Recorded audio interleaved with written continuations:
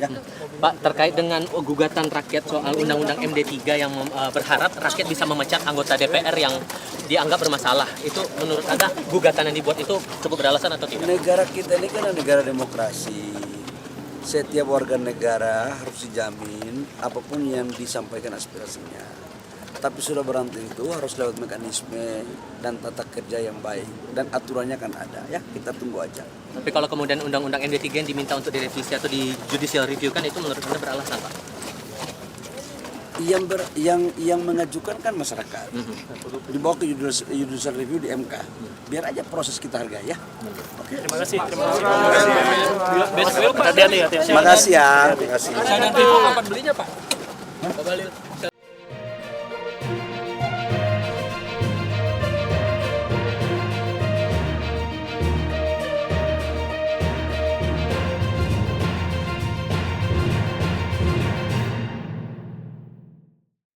Saudaraku, Presiden Prabowo Subianto memanggil Menteri Energi dan Sumber Daya Mineral atau ESDM ke Istana Merdeka Jakarta pada Kamis 20 November lalu.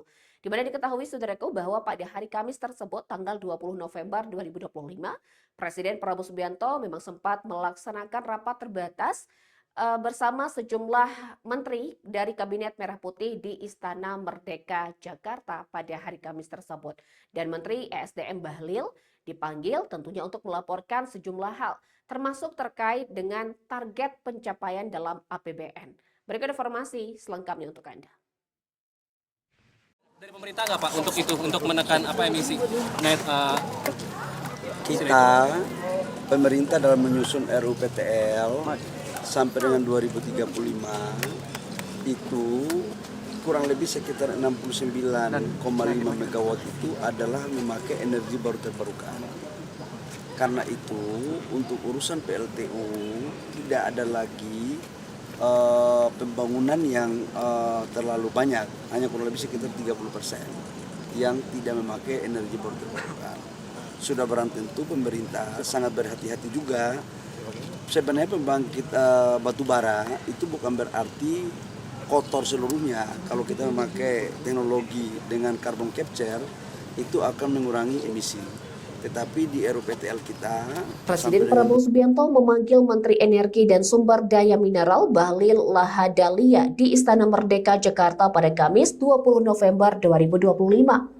Bahlil Lahadalia, Menteri Energi dan Sumber Daya Mineral, dalam keterangan pers usai bertemu Presiden Prabowo, Bahlil menyampaikan terkait laporannya mengenai capaian penerimaan negara bukan pajak atau PNBP sektor ESDM, realisasi lifting, serta rencana peresmian proyek Refinery Development Master Plan di Kalimantan Timur.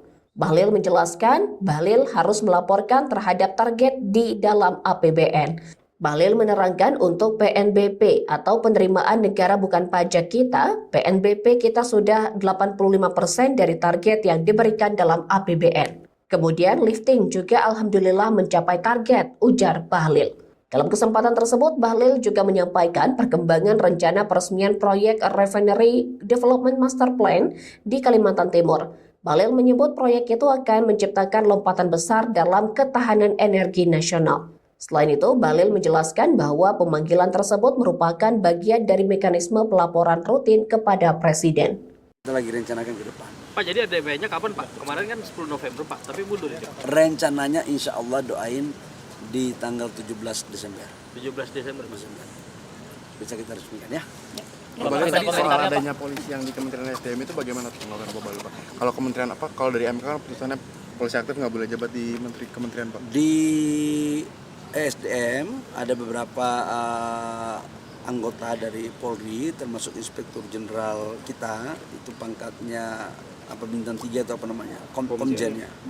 Dan setelah ada keputusan MK nanti kita lihat perkembangan apa yang menjadi kajian dari Menpan RB, kemudian dari Mendagri, kemudian dari Menteri Hukum, apa yang menjadi kajian, setelah itu baru kami akan ikuti.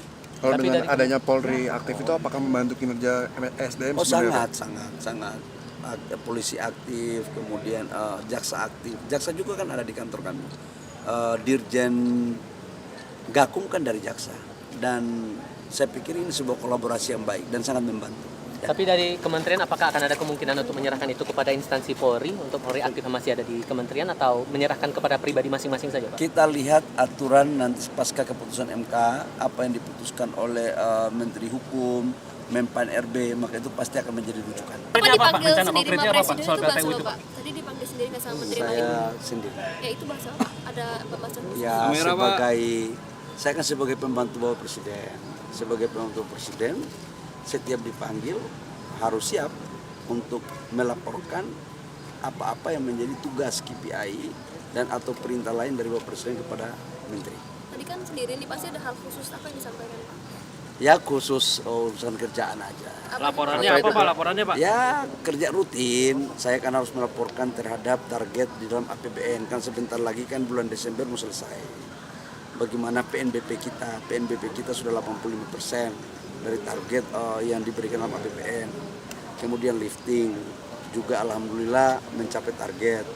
Kemudian saya juga melaporkan tentang rencana peresmian RDMP di Kalimantan Timur. Yang kalau itu diresmikan maka insya Allah 2026 kita sudah mencapai swasembada di bidang energi solar dan aftur. Ini yang kita lagi rencanakan ke depan.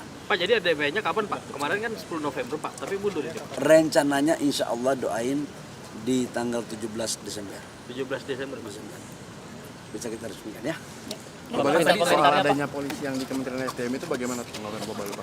Kalau kementerian apa? Kalau dari MK kan putusannya polisi aktif nggak boleh jabat di kementerian Pak. Di SDM ada beberapa anggota dari Polri termasuk Inspektur Jenderal kita itu pangkatnya apa bintang 3 atau apa namanya komjennya. Dan setelah ada keputusan MK nanti kita lihat perkembangan apa yang menjadi kajian dari Menpan RB, kemudian dari Mendagri, kemudian dari Menteri Hukum, apa yang menjadi kajian. Setelah itu baru kami akan ikuti. Kalau Tapi dengan dari- adanya Polri aktif itu apakah membantu kinerja SDM? Oh sebenarnya, sangat. Ada polisi aktif, kemudian jaksa aktif. Jaksa juga kan ada di kantor kami. Dirjen Gakum kan dari jaksa. Dan saya pikir ini sebuah kolaborasi yang baik dan sangat membantu. Tapi dari kementerian apakah akan ada kemungkinan untuk menyerahkan itu kepada instansi Polri untuk Polri aktif masih ada di kementerian atau menyerahkan kepada pribadi masing-masing saja, Pak? Kita lihat aturan nanti pasca keputusan MK apa yang diputuskan oleh Menteri Hukum, Menpan RB, maka itu pasti akan menjadi rujukan. Ya.